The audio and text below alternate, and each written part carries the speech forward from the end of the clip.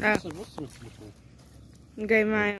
السلام عليكم اخواتنا وحبايبنا محبين هوايه الصيد في كل مكان، كل سنه وانتم طيبين بمناسبه العيد. النهارده زي ما قلت لك هنشتغل على الدكر الاحمر.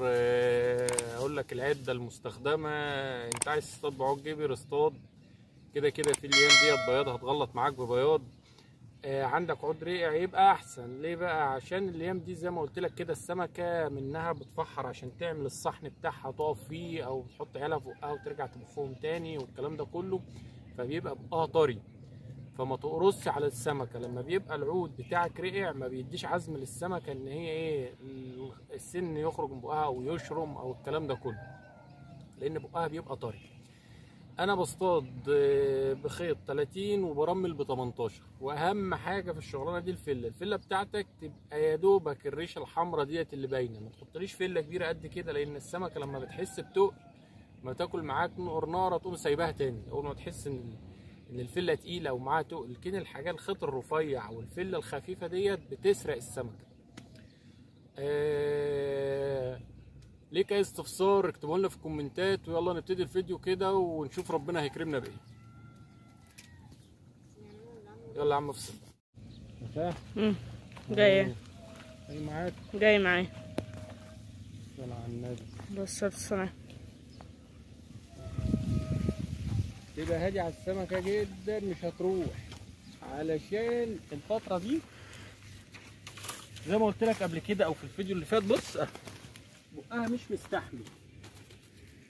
لا بص السمكه طلعناها وهي دوبك حملت عليها سنه مع الخيط، بق السمكه مش مستحمل. فدايما وانت بتطلع السمكه واحده واحده عليها، ان البق بتاعها ده من كتر ما هي بتفحط وتحط عيالها في بقها بيبقى بقها مهري، اقل حاجه بتقوم ايه شارم وطالع زي ما واقع قدامك كده. يلا يا معلم. صوت. لا لا يا جدع.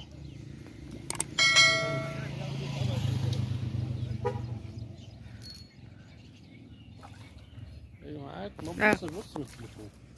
جاي معايا. الراجل اللي في القلب يشوفك. ها شوف جاي معايا. ارجع ورا كده عشان تعرف تصور. جاي. فراوله اهي. شوف الرباط بتاع فهد يا عبده. لا مصطفى الرباط بتاع فهد. امي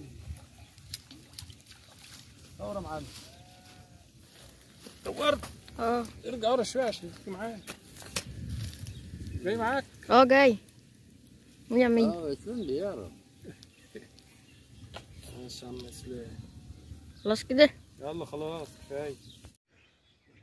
اهو يا فهد من غير لا تاكل.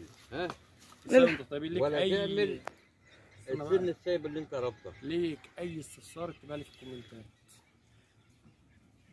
يلا مش كبير.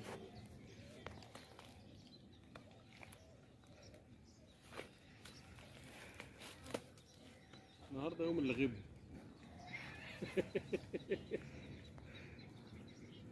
جاي اهو. غبايه بصوا وجايه متطرصه.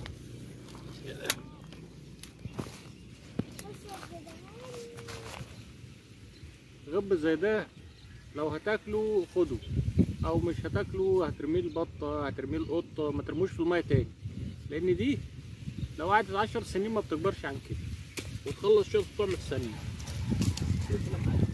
صلاة على النبي. اهو الاحمر اهو، بس للاسف العصر جدا مش هنعرف بص بقى الاماكن اللي تصطاد فيها في الوقت ده، لان انت في اول الموسم. بص انا مصور لك، شايف في سده قدامك اهي خضراء، وفي بدايه الهيش اهي.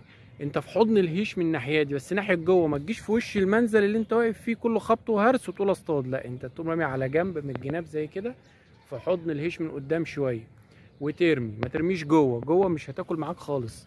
زي الجنب ده كده مثلا في هيش اهو، وما يكونش هيش تقيل، هي السمكه بتخش جواه في الجناب دي في الحضن من قدام بعيد شويه، مش في وش المنزل، وترمي. ده اللي هتاخد منه سمك الايام دي. السمكه كلها مصحنه هنا قدام الهيش وجوه الهيش هنا، لكن جوه السمكه لسه مش هتاكل معاك جوه، فما ترميش جوه. يعني ما تخش عند السدود دي وترمي، مش هتاكل معاك. السدود دي لسه في الصيف في شهر 7 ان شاء الله نشتغل على الابريق بقى ونصطاد على العايم على 25 سنتي والكلام ده كله. فوقته لسه ما جاش، وما تشغلش بالك بالسمك العايم لانه مش هياكل معاك دلوقتي خالص.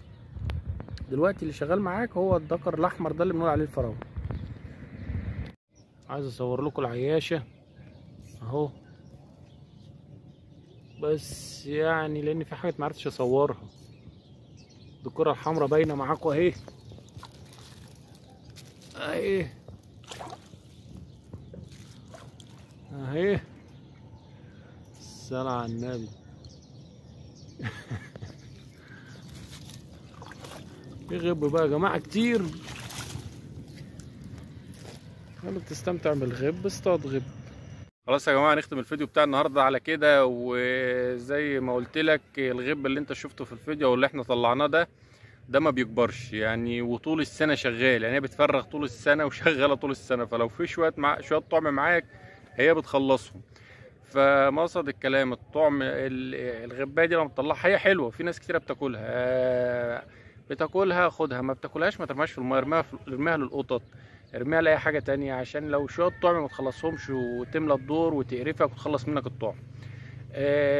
ليك اي استفسار عن اي حاجه اكتبها لنا في الكومنتات. انا ما بحضرش كلام على الميه زي ما قلت لكم يعني، في حاجات ممكن انساها ما اقولهاش.